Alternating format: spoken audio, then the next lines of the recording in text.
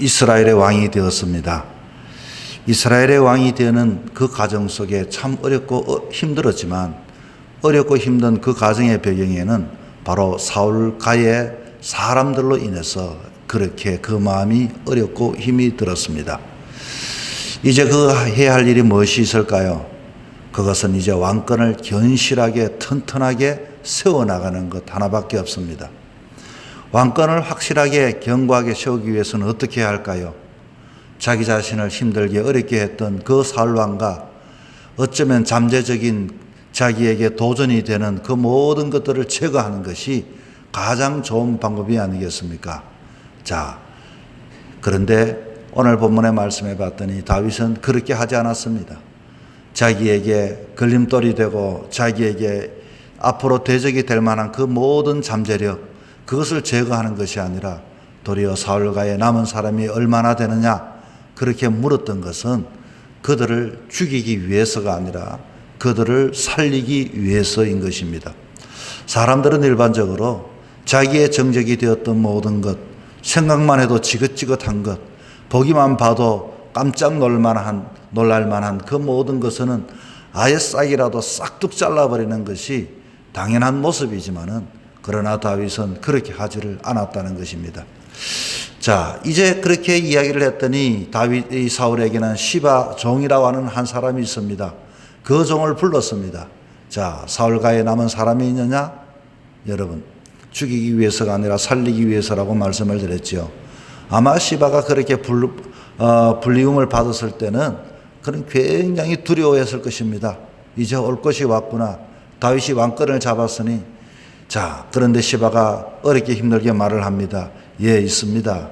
누구냐? 그랬더니 모비보셋입니다. 모비보셋이 누구냐? 알고 봤더니 모비보셋은 사울의 손자요. 그리고 자기가 사랑했던 지난날 사울의 아들인 요나단의 아들이라고 하는 것입니다. 야, 여러분, 이 모비보셋을 두고서 할아버지를 생각하면 당장이라도 죽여야 하고, 그 모비보셋의 아버지 요나단을 생각하면 그는 정말로 소중한 사람이 아닐 수가 없습니다. 여러분은 어떻게 하시겠습니까? 자, 오늘 본문의 말씀은 나는 어떤 눈을 가지고 있는가, 어떤 시야를 가지고 있는가, 어떤 관점을 가지고 있는가에 대한 이야기를 하려고 합니다. 지금은 사울 왕도 없습니다. 지금은 자기가 사랑했다고 하지만 그것은 과거의 이야기고, 요나단도 지금은 눈에 보이지 않습니다.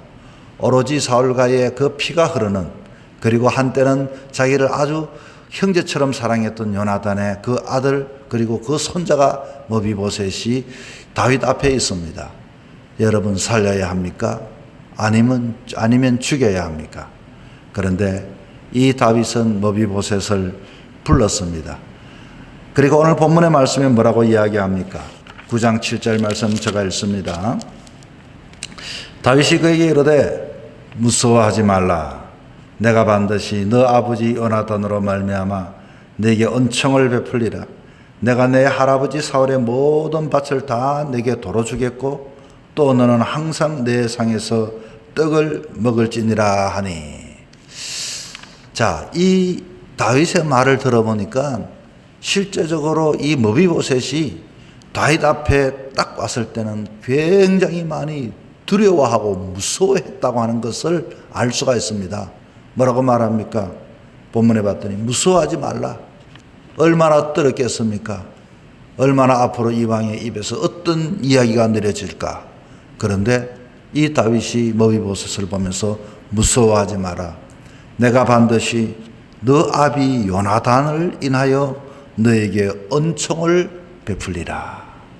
여러분, 정말로 귀한 이 다윗의 결단이 아니겠습니까?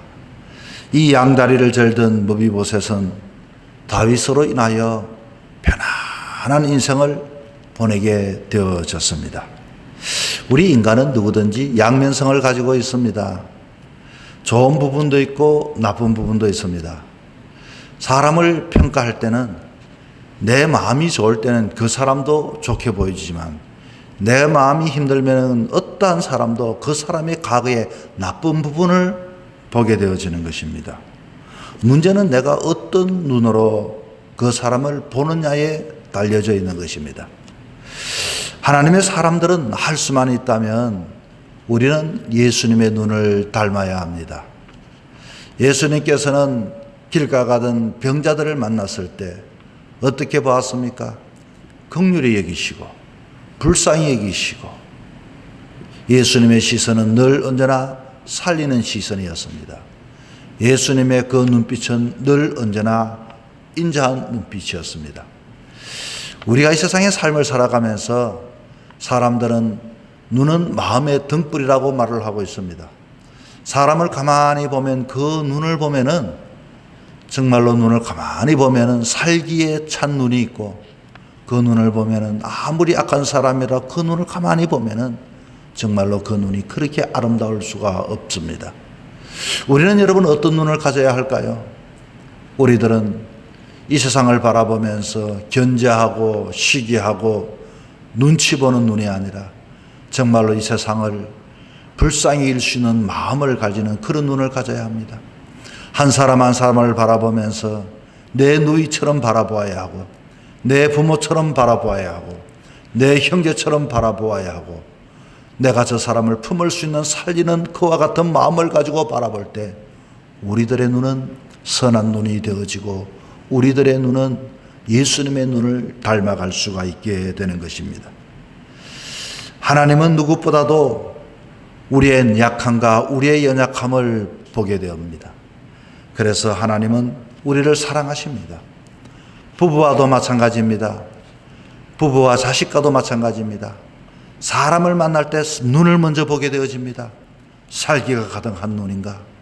아니면 그 눈에 정말로 불쌍한 마음이 들여져 있는가? 아무리 다투고 아무리 힘들어도 그 사람의 눈을 가만히 보면은 참 그 영혼이 그 삶이 사랑하지 않을 수밖에 없습니다. 자, 우리도 상대를 바라볼 때 사울을 바라보는 눈이 아니라 요나단을 바라볼 수 있는 눈을 가지는 사람들이 되셔야 하는 것입니다. 여러분, 교회 공동체는 사랑의 공동체가 아니던가요? 교회 공동체는 요나단을 보는 눈을 가져야만이 교회는 은혜가 있고 가정은 사랑이 넘쳐나게 되는 것입니다. 여러분의 눈빛, 오늘도 사람들이 여러분의 눈빛을 통해서 인자한 눈, 긍휼히 여기는 눈, 그것을 볼 수 있는 삶을 사셔야 하는 것입니다. 사랑하는 여러분, 오늘 이 하루도 하나님께서 저와 여러분에게 한날을 허락해 주셨습니다. 우리들은 많은 것을 보게 되어집니다. 우리들은 많은 것을 보고서 느끼게 되어질 것입니다. 무엇을 보는 것보다도 내가 어떻게 보는가, 어떤 마음을 가지고 보는가 하는 것은 더 귀한 일이 아닐 수가 없습니다. 오늘 이 하루도 긍휼히 여기는 눈, 불쌍히 여기는 눈, 사울을 보는 눈이 아니라 요나단을 보는 눈을 통하여서 여러분에게 있는 그 사람들을 살리시고 여러분과 함께하는 사람들을 여러분 가슴에 깊이 안을 수 있는 오늘도 복된 하루의 여정의 삶을 살아가는 저와 여러분 되기를 주의 이름으로 부탁을 드립니다.